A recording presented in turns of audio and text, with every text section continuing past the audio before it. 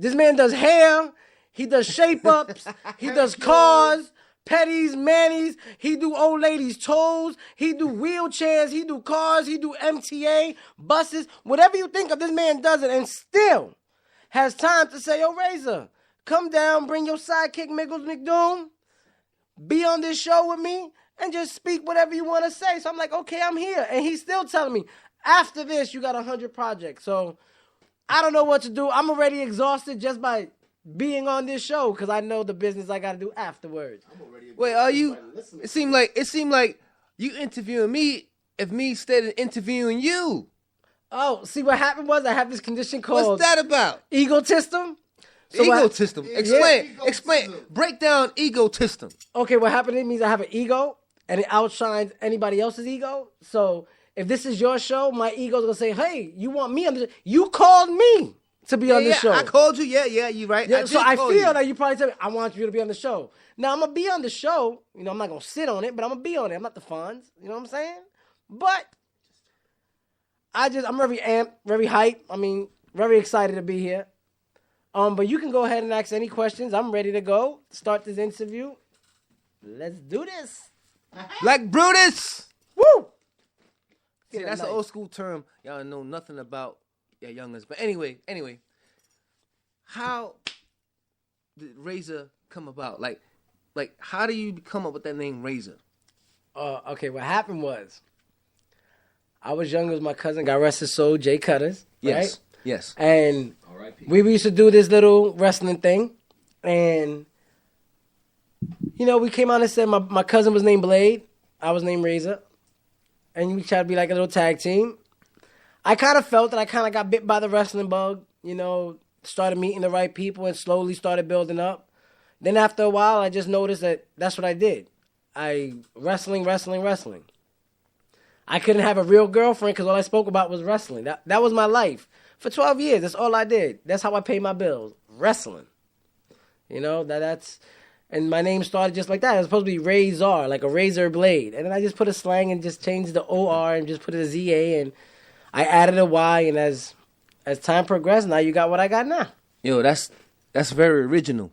Because, you know, when I Google your name, you popped up immediately. He popped up immediately. Yes, he did. That's how I found all the wrestling shows with you in it. That's why when you hit me up about saying, yo, you saw the show when I had the gun, I said, yeah, I saw that. Actually, when he called me, I think I watched that footage like about 2 minutes before he called me. And then when he brought it up, I was like, yeah, I just watched that. So I was like, oh shit, does he have a gun in his hand? Yeah, but that's original. Nobody did that. Nobody did that. The only person I say that's close, but it wasn't even in the ring. It was like in a skit in somebody's house. You did it in the ring. You did it in the ring. So you on that the artist level of Ron Isley, because Ron Isley pulled out a Luger performing on stage in the 60s. Well, mind you, when I did that, there were cops there. There were cops there. Yeah. The cops were there because previous to that match, me and my boy Psycho from the ESK, we got arrested. You know, long story short, cops were just making sure there was no bullshit going on. And instead of me understanding that, you know, I'm being watched and let me just put on a show for the fans, I said, let me take it to a whole nother level.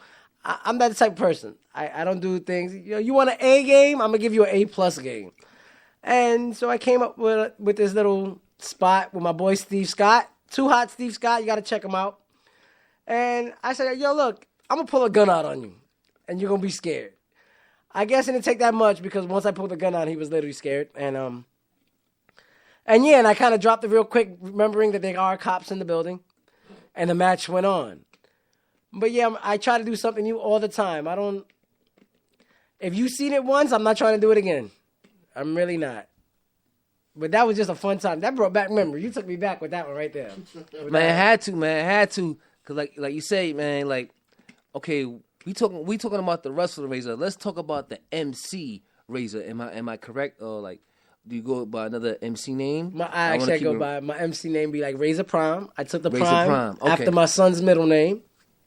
I used to rhyme before. I messed with a guy named Ozzy Envy. Then I messed with a dude named C4 Carlos, and then I took a hiatus, of course, because my son was born. I had to do the daddy duties. Then now I got time to do other things. I met up with y'all over here, and I kicked right back into it like nothing ever happened. Now I'm very, very excited to see where this is going to take me because I'm all open. I just got here, and I'm being told by Drastic B I got like 22 projects he want me to jump on, and I'm like, this man stay busy too. I don't know how they do it. It's like they don't sleep. These are vampires over here. Nah, that's kind of funny because I've been called a vampire before anyway. But that's another story. It's so stupid. It's really stupid.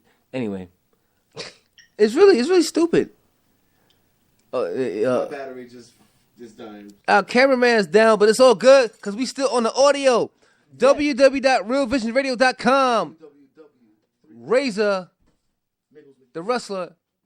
Razor Prime. Wait, no, I was gonna say Razor Prime, the MC, right? Oh yeah. So is Razor the wrestler and Razor Prime the MC? Yes, sir. Okay, I'm gonna get that correct. That's all I'm saying. Two different checks. So let's get into the juicy stuff because we was teasing the people.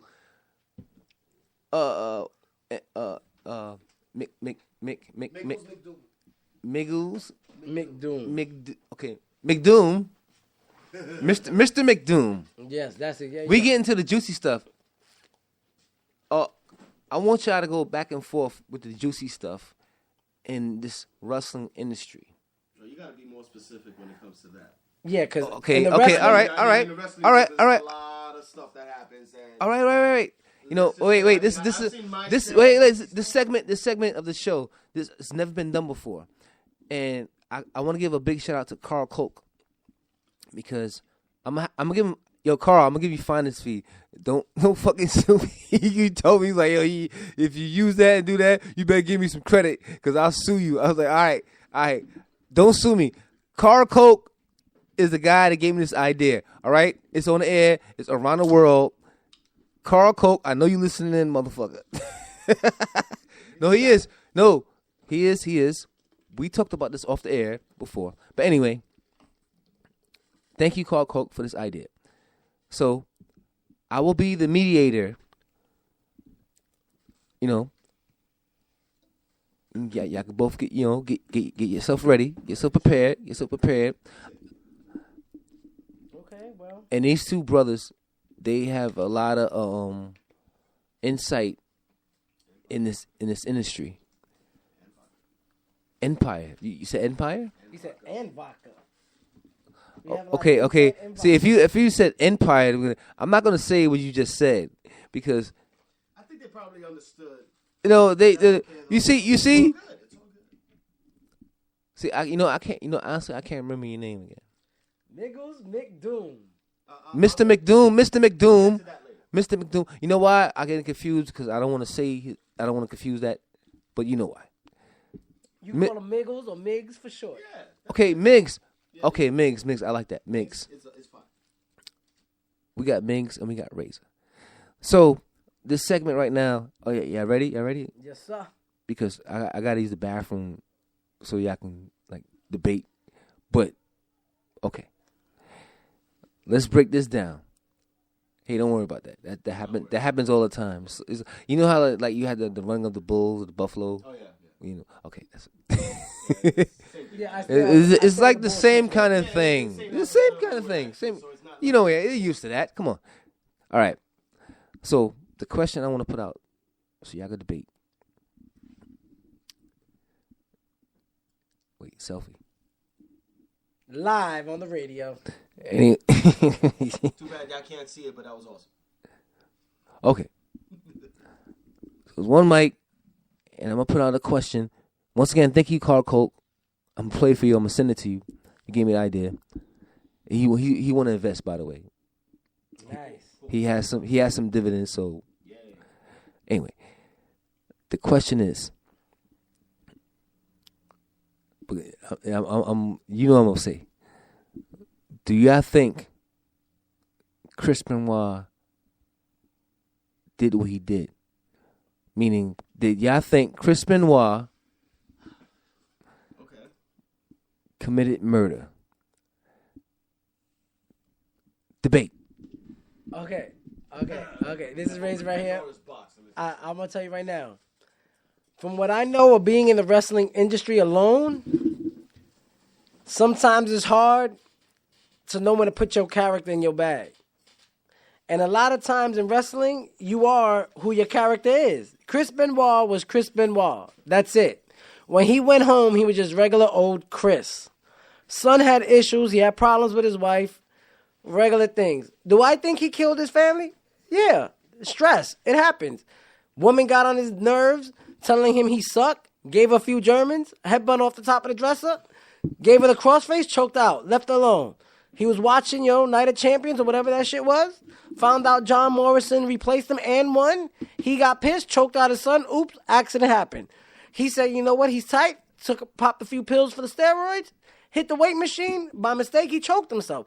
Things happen in life, people. And if you can't laugh about it, you're going to suffer the rest of your life. Now, my boy Miggles McDoom, he used to ref a lot of independent shows that I was on. A lot of my matches. Now, you would think people would have known that we were cool and together and close the way we are like brothers. But it's not. Because we keep business and personal separate. You know what I'm saying? And I'm going to let him give you a few ideas of how he feels about the Chris Benoit story. Let him know, Miguel. All right, Hi, everybody. Miggles McDoom here. My personal opinion about Chris Benoit is just basically plain and simple. When he's in the ring, he's a phenomenal athlete. He has done a lot of things that's changed literally how professional wrestling, or should I say, sports entertainment today. He put a lot of things on a certain level that even still guys today are still trying to prove themselves. Unfortunately, during the incident of where him, his wife, his son, that double murder, suicide stuff, all the pressure got to him. Granted that it's sad the way things turned out in his career and in his life. He was in his prime. As a wrestler, that's business-wise, professionalism-wise, he's phenomenal. There's a lot of people today that still say that, they want him into the WWE Hall of Fame. A lot of people, are fighting about that. And basically everybody has their own point of view. And I can't say that everybody's wrong, but they're also right. If you look at the whole thing entirely. The man basically throughout his career, he started at a very young age, got tutelage from people that was well known in the business, the Hart family. And it's coming to the point now that, that he's done so much in his career that a lot of people refuse to forget what he was about. They're all focused on what he did at the ending of his career. And me personally, you can separate that. Whether it should he be put into the Hall of Fame is up for debate. It's going to happen for years to come. But at the end of the day, if you see him career-wise, the man was phenomenal. Okay, let's be real personal about this. Let's be straight up. Great wrestler, even if he killed other people and did all this, you can't give the man that much respect for killing his son and the person who gave him this child. That's true. That's about it. That's true. Wrestler-wise, awesome. Great. Best, probably one of the best of his time. But it's tragic how wrestling takes tolls. You're acting. You're playing a part. And if you don't learn how to separate it, or if you let personal things get involved in that, it's going to affect you. Just like it'll affect your personal life on any job. From music to working at McDonald's. Once that personal life crosses over to your business life, it's always going to go downhill. You got to learn how to separate it. I really do agree with that. You know what I'm saying? It's not the point of argument. It's just whether or not if he should be notified as one of the greatest wrestlers ever. That's basically the topic here. Now, you got the industry literally saying no, we're going to erase him from existence because of what he did. They're not actually seeing about his lifetime achievements. Just because of the fact that he did, which is very tragic, by the way, and I'm going to keep stressing that out. that's also